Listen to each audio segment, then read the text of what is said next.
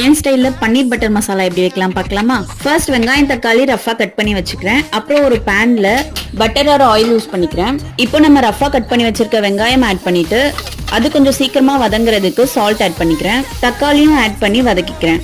தக்காளி வெங்காயம் வதங்கினதுக்கு அப்புறம் ஃப்ளேம் ஆஃப் பண்ணிட்டு நல்லா ஆற வச்சுட்டு ஒரு மிக்ஸி ஜார்ல ஆட் பண்ணி நல்ல பேஸ்ட் கன்சிஸ்டன்சிக்கு அரைச்சு எடுத்துக்கிறேன். இப்போ அதே பேன்ல ஆயில் ஆர் பட்டர் யூஸ் பண்ணிட்டு அதுல பே லீஃப் ஆட் பண்ணிக்கிறேன். ஒரு ஃபிளேவருக்கு ஒரு குட்டி பீஸ் சினமன் ஆட் பண்ணிட்டு நம்ம நார்மலா வீட்ல எல்லா குழம்புக்கும் யூஸ் பண்ற மசாலா 2 ஸ்பூன் போட்டுக்கிறேன். அதுல நம்ம இப்போ அரைச்சு வச்சிருக்க பேஸ்டையும் ஆட் பண்ணிக்கிறேன். அப்புறம் இன்னைக்கு டிஷ்ஷோட ஹீரோ பன்னீர் வந்து கியூபா வந்து கட் பண்ணி எடுத்துட்டு கேப்சிகமும் குட்டி குட்டியா கட் பண்ணி எடுத்துக்கிறேன்.